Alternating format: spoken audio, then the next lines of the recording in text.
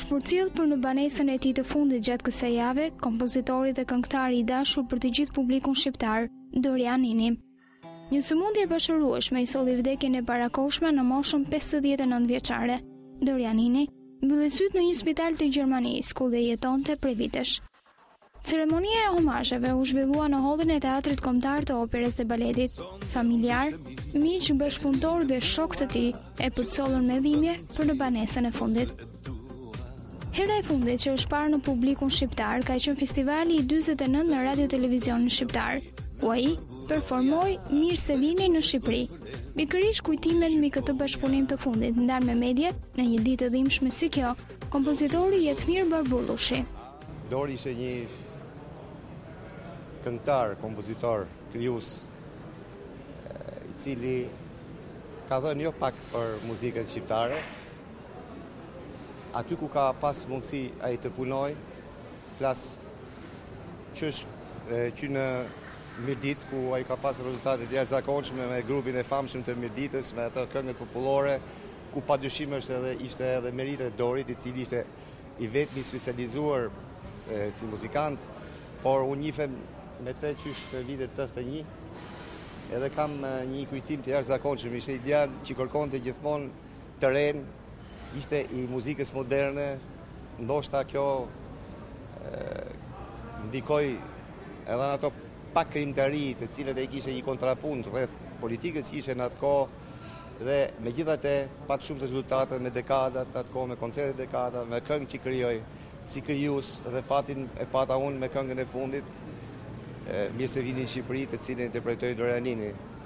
Them që qoftë si në fushën e interpretimit, qoftë edhe si kompozitor, krijues edhe shumë këngë të fëmijëve, po kryesisht marrë pjesë si në festivalin 11, po kështu edhe në festivalin e parëvjetshëm të Radio Televizionit, si interpretuese ka lënë megjithmend një stil të veçantë në interpretim. Lidhja e tij me muzikën ka qenë shumë e hershme, që në moshë të vogël. Në shkollën 8 vjeçare Kongresi Lirisë ai studioi violin, njësoj si bija e tij sot e mirënjohur botërisht Engje Nini. Më pas, si kundër të gjithë prisnin, Dorian Nini nuk zgjodhi të studionte në liceun artistik.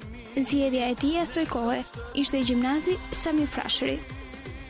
Në përfundim të gjimnazit filloi të merrte mësime private në violin dhe po përgatitej për të vazhduar Institutin e Lartë të Arteve, por konkursin nuk e fitoi. Njerëzit e tij të afërt kishin përfunduar në burgjet politike të sistemit, ndaj dhe rruga e artit ishte bërë e vështirë për të. U detyrua të shkojë ushtar. Vitin e parë të ushtrisë e bëri në Berat, ndërsa vitin e dytë mundi të transferohej në ansamblin artistik të ushtrisë. Do të ishte festivali i 11 i këngës në Radio Televizionin Shqiptar, event i rëndësishëm në jetën e të riut Dorian Nini.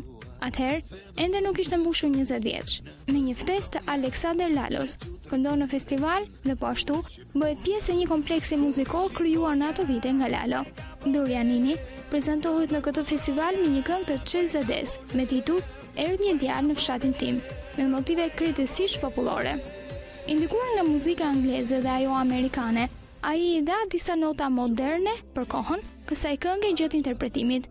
Në përfundim të ushtrisë, ai konkurroi sërish në Institutin e Arteve dhe këtë herë fitoi, vetëse në degën për kritik arti. Ndërkohë, pas festivalit të 11 në Radio Televizion, Spata rambi shumë këngëtar, kompozitor, por edhe njerëz të tjerë të artit e kulturës, ndërkohë që Dorian Nini vazhdonte i patrazuar studimet.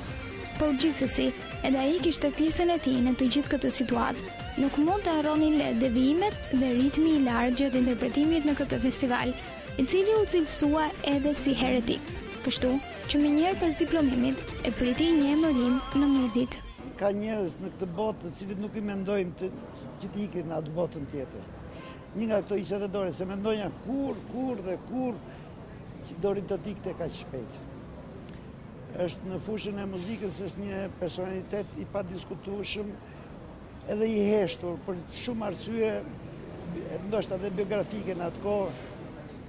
Por Dori ishte avangard në vitet 70, i papranueshëm ndoshta për në atë kohë, por gjente brima jeshile, si me thanë, her pas here dilte. Ka dhënë një kontribut të rëndësishëm shumë në këngët për fëmijë, sigurisht në festivale, në folklorin, shqiptar ka një kontribut të jashtëzakonshëm edhe në qytetin e Rëshenit, ka dhe një kontribut madhor, dhe të thonja, në festivalin e Gjirokastrës. Pa dyshim është një nga personalitetet e heshtëra të muzikës shqiptare dhe është në mozaikun e përgjithshëm të muzikës lehtë shqiptare, po dhe në përgjithësi, ka një vend të caktuar dhe të admirueshëm. Ne njihemi që adoleshencë, kalonin dhe jetën, njihemi shumë mirë, kemi kaluar jetën personale bashkë, kemi letur bashkë, e njoh shumë mirë temperamentin e Dorit që njoh dhe muzikën e tij. Dori njëri i qeshur, njëri që s'krijonte kur konflikte, një njëri admirueshëm që punonte në heshtje që e quante muzikën frut mazbuke, nuk punoi as për karriera, as për madhështi, as ashtu. U largua nga ky vend për shumë arsye dhe siç jemi ne mësuar në Shqipëri, edhe i harojmë sa njerëz, i kujtojmë kur ikin, mirë është i kujtojmë sa janë gjallë, po në festivalin e 11 Dori ka pasur një këngë të Çezades, plus që ka qenë në kuartetin vokal të formacionit ku unë e drejtonja, një këngë të Ember Shëngjergjit, mbrëmja fundit, ka qenë në kuartetin vokal me Tatjana Radojën, Arçi Boshnjakun ka kënduar aty dhe një Antigoni ka qenë në kuartetin vokal. Ju thash që Dori ka qenë më tepër sa duhet për kohën, për stilin e muzikës dhe gjithmonë rezervohesh sepse materialet edhe mund të hiqeshin.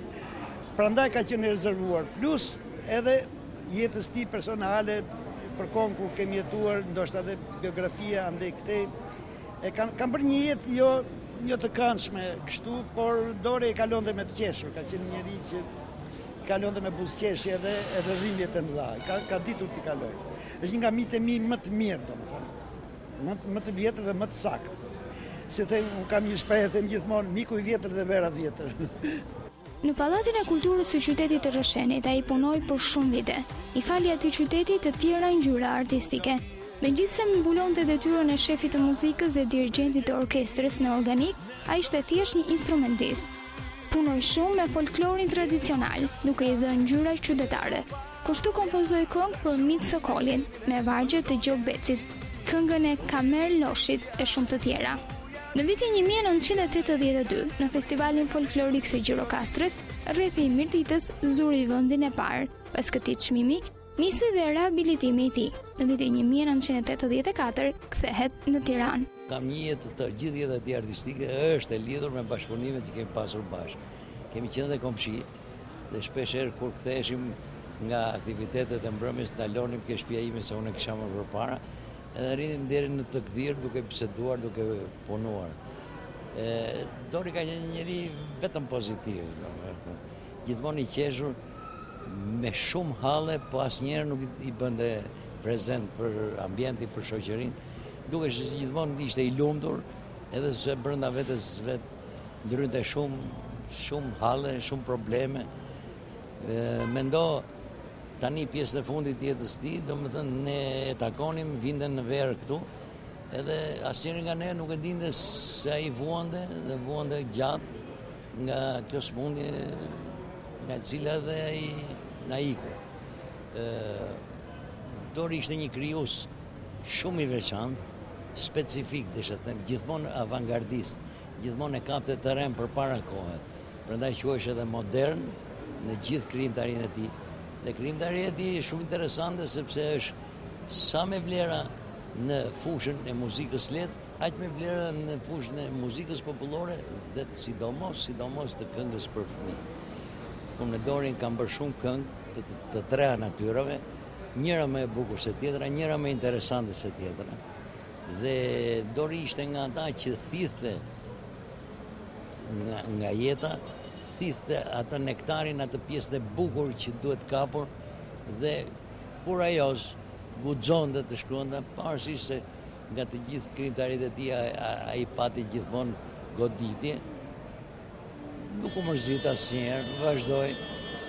Ishte gjithmonë në krye të tërës dhe brezat që do vinë nuk kanë në një orit madhe për jetën e Dorit, por jam i bindur se me punën e medeve, me punën tonë, me punën atyre që e kanë njohur, do ta bëjmë prezent gjithmonë më shumë emrin e Dorianinit dhe kështu mendoj që dhe brezi i ri do kuptoj se i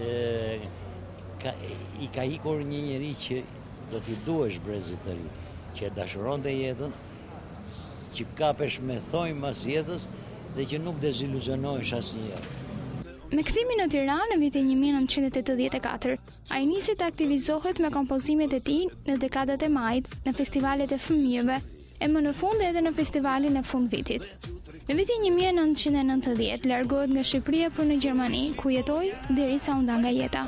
Pasioni për muzikën u transferoi edhe fëmijëve, Tobias Engjininit, violiniste e njohur në skenat italiane, dhe djalit të vogël Adrianit, i cili është kantautor. Viteve të fundit filloi të riaktivizohej në festivalin e radio-televizionit shqiptar, duke kompozuar këngë për brezin e ri të këngëtarëve, si Doriana Garuci, Erga Halilaj e të tjerë. Ndërsa, 2 vjet më parë, ai do ngjitej vetë në skenë për herë të fundit. Po ashtu një projekt i tij i rëndësishëm i viteve të fundit ishte edhe kontratat midis artistëve dhe mbrojtjen e krijimtarisë së tyre në internet. Sigurisht një humbje që na ka tronditur shumë, tepër ri. Kemi qenë kontakt me të deri para një viti kur ka qenë në festivalin ton, ka kënduar, madje ka qenë në skenë për gjithë publikun. Një humbje e madhe, shumë e madhe për familjen, po dhe për ne. Njeri i cili është përpjekur gjatë gjithë jetës vet, një le të themi me ato prirjet më natyrale që i ka falur Zoti dhe natyra, më vjen shumë keq. Dorianini ishte një baba i lumtur i 3 fëmijëve, Engjin, Aldorin dhe Adrianin. Engjinini tashmë është një figurë e njohur për publikun shqiptar. Ajo ka punuar për disa sezone në orkestrën e La Scales si violiniste, ndërsa para pak kohësh ajo konkuroi në mes të 130 të tjerëve nga e gjithë bota dhe fitoi një nga 2 vendet e lira në orkestrën e Rai Unës. Djali i madh, Aldori, është informaticien, programues në sektorin e internetit dhe jurist, ndërsa djali i vogël, Adriani, është kantautor. Për njerëzit që e kanë njohur Dorianin, është një trishtim i madh. Ai ndroi jetë shumë shpejt, me një smundje të pashërueshme, në një kohë kur artistat e mëdhenj zakonisht duhet të mbijetojnë. Brezi i rinisë shqiptare nuk e din që Dorianini është autori i këngëve Perla, që kanë fituar vendet para në Gjinokastër në vitet 70-80, siç është kënga e Micokolit, kënga e Kamerloshit, Hapi fletët Morzamak, ku punoj disa vite në Mirdit, në Rëshen, si udhëheqës artistik i atij grupit mrekullueshëm, duke bashkëpunuar me poetin më të madh të këngës patriotike shqiptare Gjog Beci. Kuptohet që ai lën në trishtim të gjithë të afërmit dhe familjarët, po unë si mik i tij personal, e kam njohur Dorin 61 kur ishte 8 vjeç dhe fitoi vend parë në një festival fëmijësh. Mund të them që Zoti zgjedh, nuk mbledh. Duke përcjellë ngushëllimet tona tek familjarët, ne dhe publiku shqiptar do ta kujtoj gjithmonë Dorianinin, të ri, energjik dhe me shpirt të madh artisti.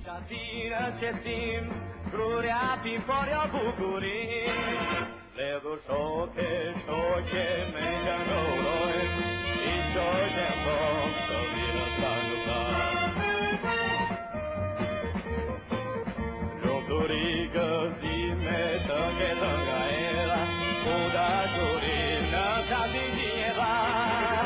Jem të ti që kanë të këndojnë, që nga shuria tim të hojnë.